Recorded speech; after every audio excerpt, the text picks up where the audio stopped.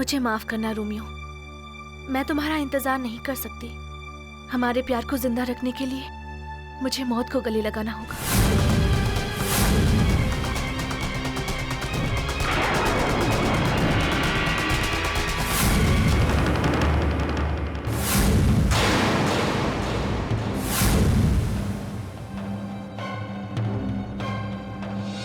Juliet, मुझे आने में थोड़ी देर हो गई तो तुमने ये क्या कर लिया?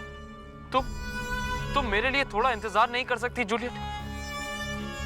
तुमने तो मुझे कभी ना छोड़ने की कसम खाई थी जूलियट। फिर क्यों चली गई मुझे अकेला छोड़ के तुम? क्यों तुम मुझ पे भरोसा नहीं कर पाई जूलियट? अगर हम जिंदा नहीं मिल पाए तो क्या हुआ? हम मर के मिलेंगे। हमारी मोहब्बत गुमनाम नहीं हो सकती जूलियट।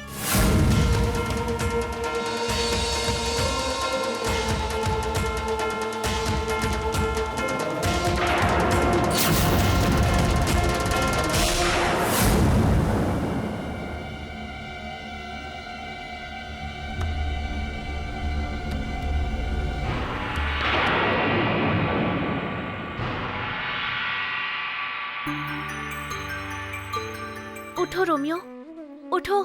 देखो मैं मरी नहीं, जिंदा हूं। पूरे जमाने की आंखों में धूल झोंक कर मैं तुम्हारे पास आई हूं। उठो और देखो मुझे। हमारी मोहब्बत गुमनाम नहीं हो सकती अगर तुम जिंदा नहीं रहे। तो मेरी जिंदगी का क्या मतलब? तुम जिस दुनिया में रहोगे वही मेरी दुनिया है,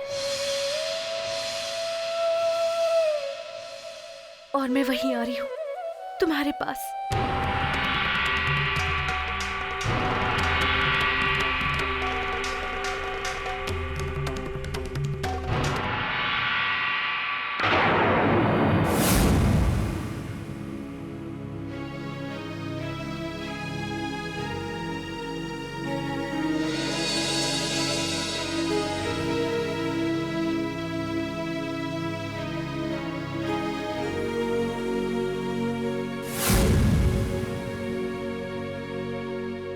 इस दुनिया में हर कोई किसी न किसी से प्यार करता है, मोहब्बत करता है, रंगीन सपने देखता है, तो कोई दम तोड़ देता है। मोहब्बत की ऐसी ही दिल फरेब दास्तान जिसमें दो प्रेमी अमर हो गए, रोमियो एंड जूलियट।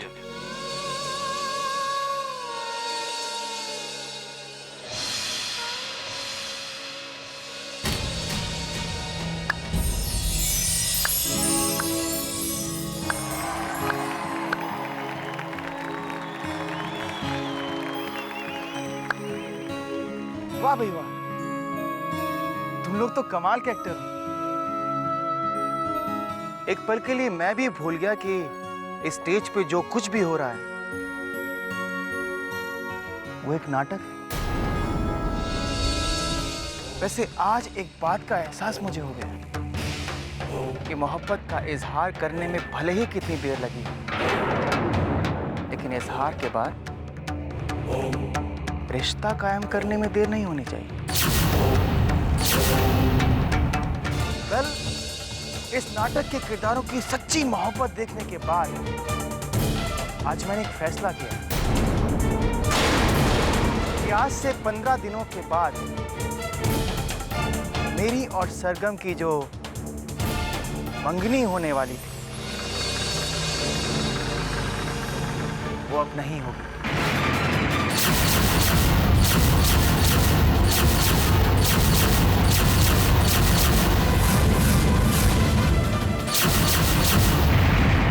अब सीधी शादी होगी।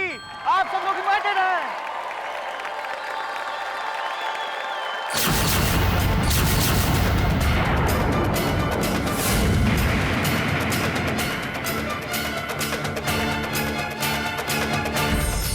अमन भैया, सरगम दीदी बहुत अच्छी एक्टिंग करते। हाँ, और हाँ, उनकी जोड़ी भी बहुत अच्छी लग रही थी। हाँ, लेकिन बीच में विलन आ गया था। हाँ, लो, हमारे बीच में एक विलन आ गया। अरे मैं कह रहा हूँ तुम लोग टेंशन न लो।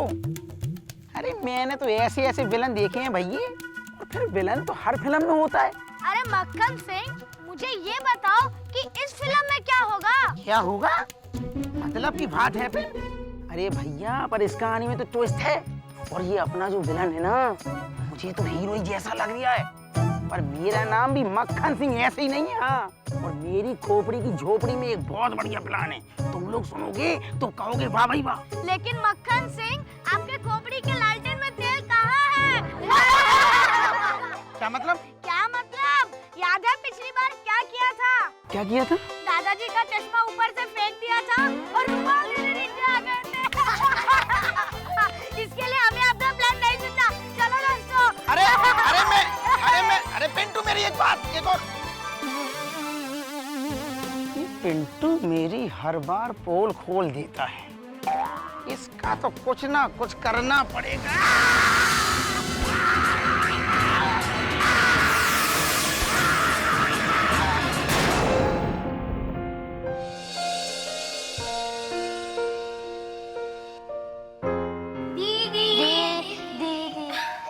अरे तुम लोग यहाँ पैकिंग नहीं करनी क्या तुम लोगों को? दीदी हम आपको बहुत मिस करेंगे। मैं भी आप सबको बहुत बहुत बहुत मिस करूंगी। दीदी हम आपके लिए गिफ्ट लाए हैं। अरे बाप रे, इतनी सारी गिफ्ट्स। दीदी हमने इसका बहुत एंजॉय किया। मजा आया ना? अभी घर जाके आप सबको प्रैक्टिस करनी पड़ेगी, ओके? दीदी ये कह रही थी कि बड़ी होकर काजोल जैसी एक्ट्रेस बनेगी। मगर तुम भी तो शाहरुख खान की तरह बास्केटबॉल खेलना चाहते हो, मगर तुम्हारा एक भी बॉल पोस्ट में नहीं जाता है। अच्छा बस बस, अब सब जाके अपनी पैकिंग कंप्लीट करो। दीदी आप अगले साल फिर आओगी ना? बिल्कुल आऊंगी, क्यों नहीं आऊंगी मैं? पर आपकी तो शादी हो गई होगी। तो क्या हुआ? तुम सबसे मिलने तो मैं जरूर आऊंगी। दीदी एक बात कहूँ? हाँ बेटा बोलो। आपकी तो शादी अमन भैया से होनी चाहिए थी।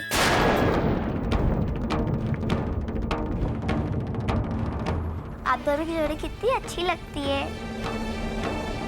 देखो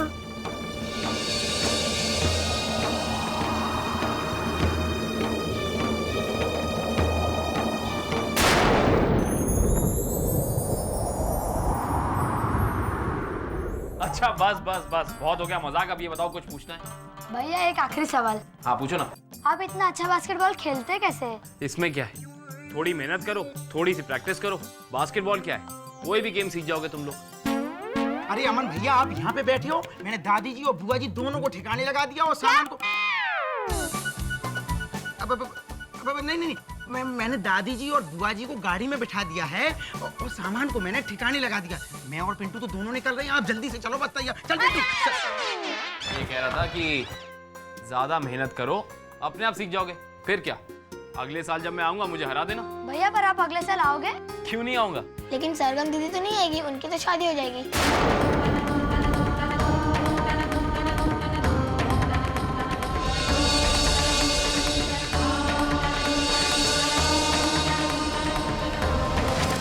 भैया आप क्या बैठे हो? दादी गाड़ी में आपका इंतजार कर रही है, चलिए।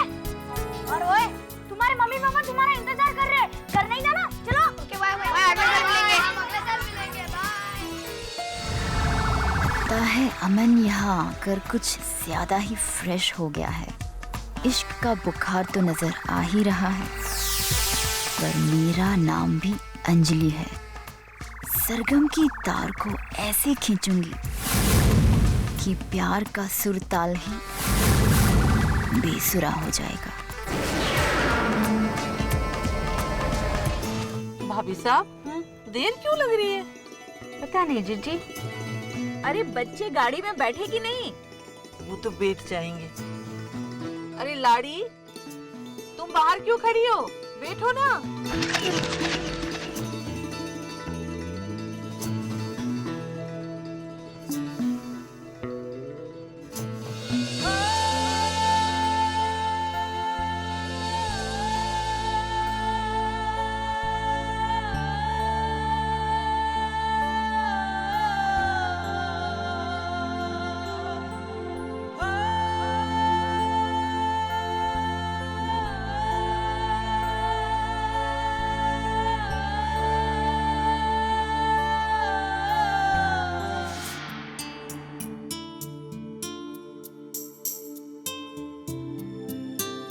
क्या बात है सरगम?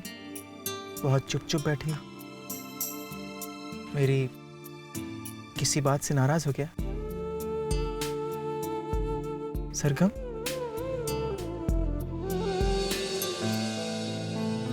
नहीं, बस थोड़ा सा थकी हुई हूं ना, जल्दी घर जाना चाहती हूँ।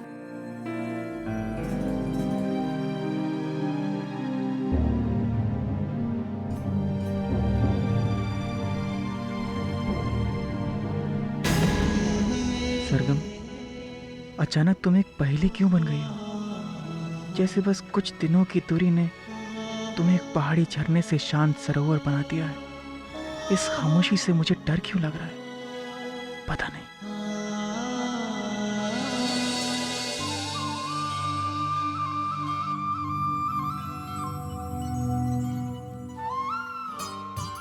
अरे अरे आ गए तुम लोग? अरे वाह वाह वाह, बहुत अच्छे भाई। ओहो, और वो चिंकी और नेताजी कहाँ गए भाई? दादाजी वो चिंकी चॉकलेट के लिए बहुत जिद कर रही थी, तो वो मामा जी बस उसको दिलाने गए हैं। अरे वाह, बड़े खुश दिख रहे हो, हैं? खूब एंजॉय किया समर कैंप में लगता है। अरे दादाजी, आई थ्रोली एंजॉय। अरे वाह, तू तो अंग्रेजी बोलने लगा मक्खन।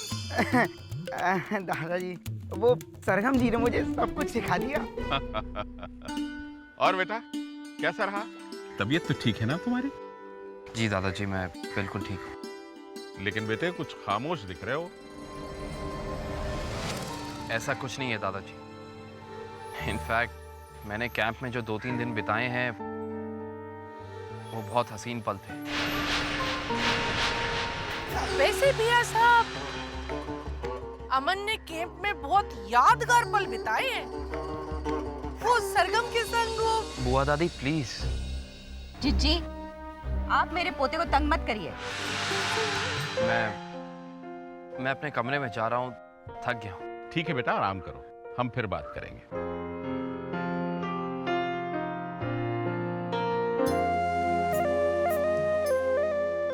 अमन कुछ खामोश तो है। परेशान होने वाली कोई बात नहीं है, सब कुछ ठीक है। मुझे तो लगता है थक गया है बेचारा। अरे कितना लंबा सफर था, हाँ? हम भी कितना थक गए, धूल मिट्टी। चलो बच्चों, चलो चलो। गई भैंस पानी में। अब तो इस अमन के दर्दे डिस्को का इंतजाम करना ही पड़ेगा। इसे सरगम से जितनी खुशी मिली है ना, वो गम में नहीं बदल दी ना, तो मेरा नाम भी रुकमनी नहीं। हाँ माँ जी, अमन की आंखों में जो सपने पल रहे हैं उन्हें चकनाचूर तो करना ही पड़ेगा। ये बोलने का नहीं, करने का टेम है। कोई चक्रव्यूह रच लाड़ी, कोई चक्रव्यूह रच।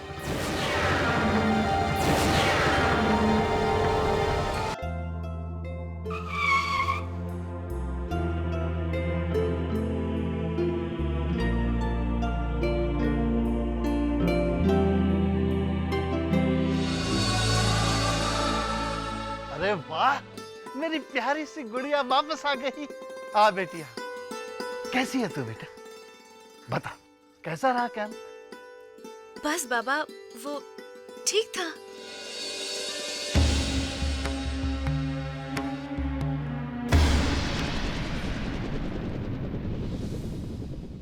प्रणाम बाबूजी। अरे जितेरो बेटा, कैसे हो वेदांत? मैं ठीक हूँ। इसको क्या हुआ?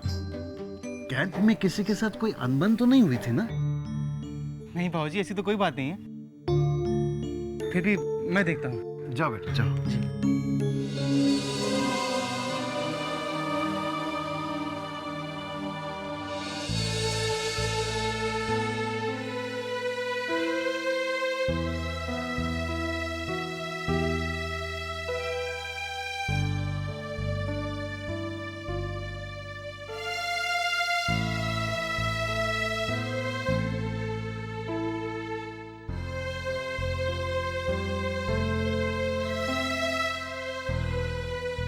उदास हो?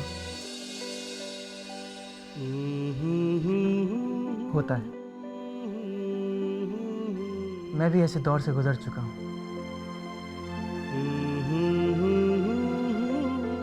कभी कभी इंसान की जिंदगी में कुछ पल, कुछ लम्हे इतने हसीन, इतने प्यारे हो जाते हैं कि उसके बाद आने वाले पल से किसी खुशी की कोई उम्मीद ही नहीं रहती।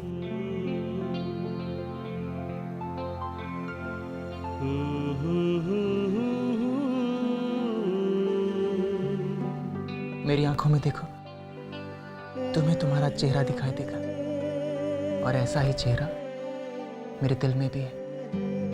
हाँ, फर्क सिर्फ इतना है कि वो अक्सर मुस्कुराता रहता है।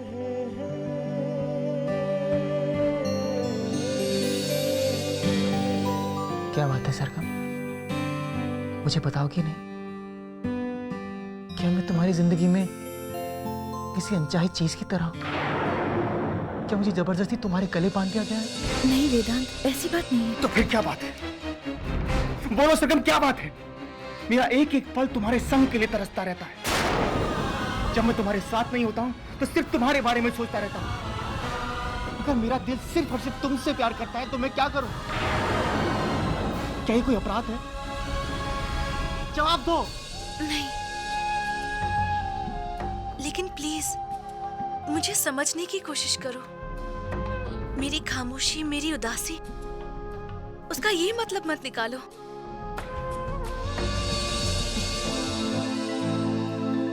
तो मेरी तसल्ली के लिए मेरी एक बात का जवाब दो। क्या? क्या तुम मुझसे शादी करोगी?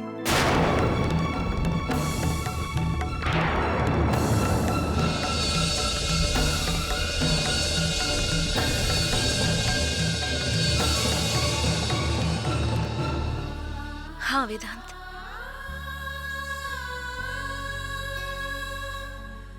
एक आम लड़की जिसकी जिंदगी संस्कारों और परंपरा से बंधी हुई है, उसका फैसला नहीं बदल सकता। आई एम सो हैप्पी सरगम। मैं चलता हूँ।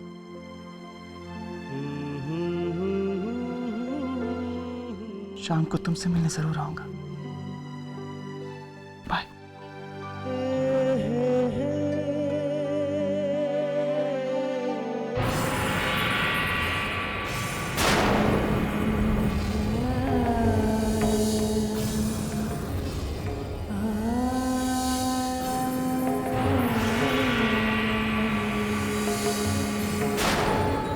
मुझे माफ करना अमन,